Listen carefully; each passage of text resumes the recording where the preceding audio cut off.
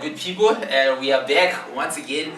We are back with part 2. I know part 1 was fire. There's even more fire in part 2. Back at it again with what women would like to ask men and what men would like to ask women. And your amazing panel is going to dig deeper. So let's not waste any time. Let's get right into it.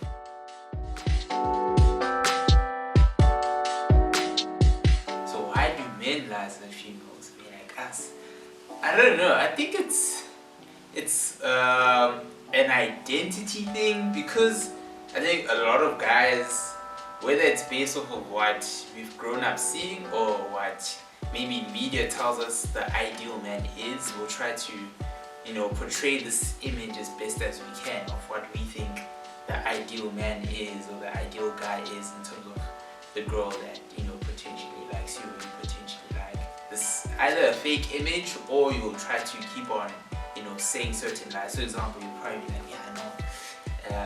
I've got 2 cars, I work at such and such. Give this girl that you like an image of, oh, okay, this guy has it all figured out. Guys can just keep on lying because they, number one, either maybe want to get in bed with the girl, or they just really want to fill up whatever pride or whatever it is that they have. And there's many reasons, but I think they lie, number one, because it's an identity thing where they just want to create this false image because they think that false image is the ideal image.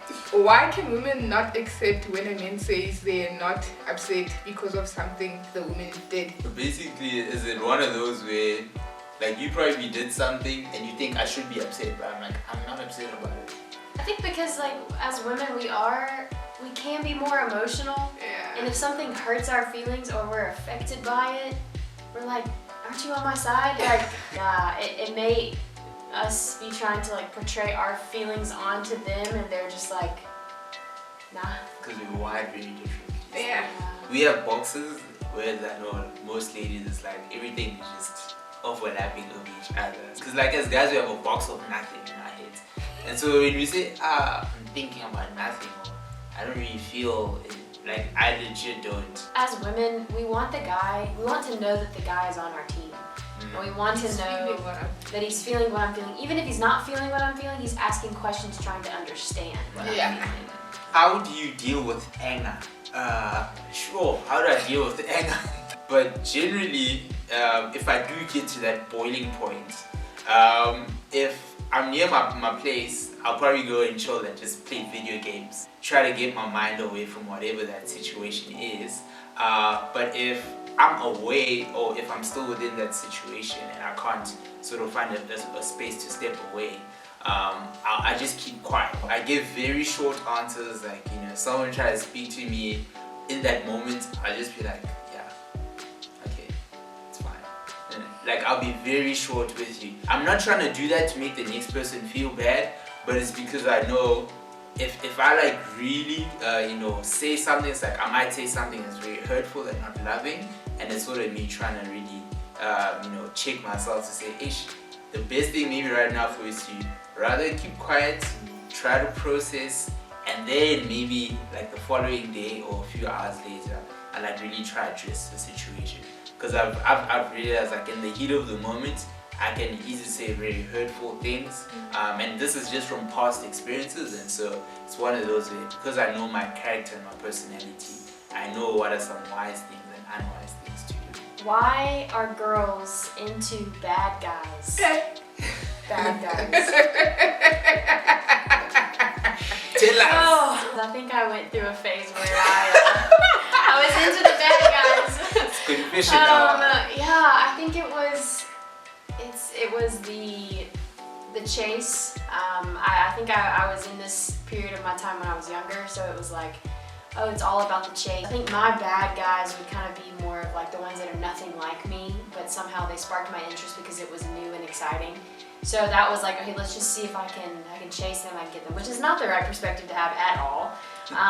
That's very manipulative, don't do that. Speaking for myself, it was a maturity thing. I'm not saying that for everyone. And I think it was an exciting, something new, something outside of my comfort zone. But like I said, it ended in manipulation, which is not a good thing. So that's from my perspective. Hi. guys think they are given the same platform as women to express themselves, especially emotionally?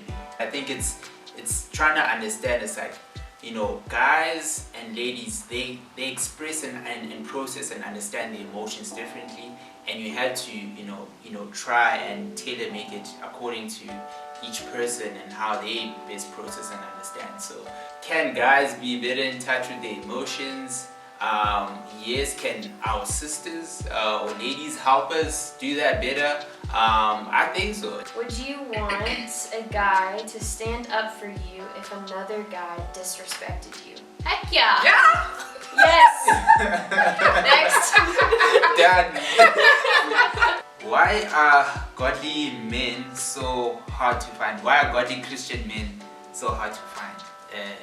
Are there actually godly Christian men out there? I think a part of it is that, it's easy to claim that, I'm a godly Christian person just because you go to church, just because you pray, just because you read the Bible, but you actually don't really understand what does it mean to have like a deep, authentic relationship with God. And so because there aren't a lot of men or Christian men who actually have a proper deep relationship with God, with Jesus, there probably aren't really actual legit Christian men out there, like a lot of them, and so hence the pool is very small. Hey, my sister, keep on praying. God will bring that godly Christian man. Maybe God doesn't also, and man, that's okay. With any relationship, I think it's like it's always important to really evaluate and check. Okay, is this person actually living out whatever they claim to believe or whatever they claim to say? This guy, is actually what he says he is. He's claiming he's an accountant, but then one day you saw him in Checkers, packing the shelves there. It's like something's not adding up here. What signals do women give to say that they want to be pursued, and what signals do they give if they just want to be friends? Basically, I think that's how I'm understanding the question. I think for someone who does not want to be pursued, who just wants to be friends and all of these different things, like, I think they'll say it directly, you'll see it in their actions, like they'll be vocal about it. Logan, help me out! This is my comment on this. Instead of trying to figure out if they're trying to just be your friend or if they actually like you, just ask them on a date, and if they say no, then you're friends. If they say yes, then you're going on a date.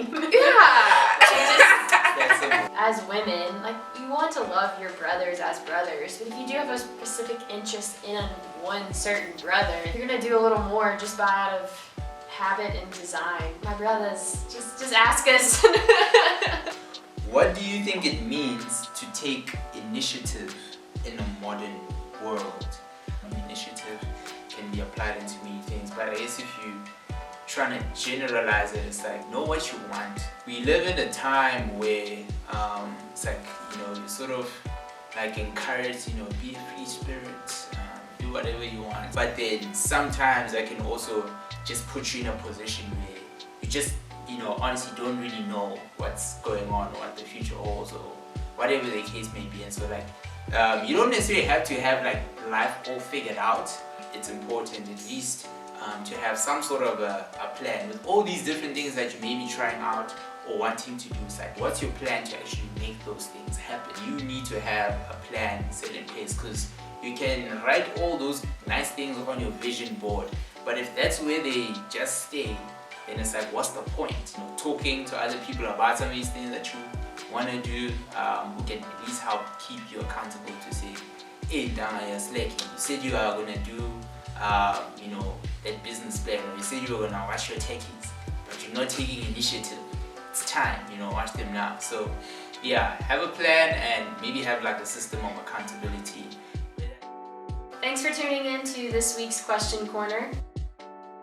Yeah, keep the questions coming. We thoroughly enjoyed answering them, and we can't wait to see y'all next week. Yes, this was very fun, very fun. Please like, comment, subscribe, do all the fun things, interact with us in the comment section. You want to hear some more questions? Maybe you guys have different opinions to what we said. So yeah, let us know and we'll interact. And hit us up even on our Instagram page with any more questions that you may have. We really, really love digging in deeper and deeper. So remember, Regaufela on Gaufela TV, question corner. What's what?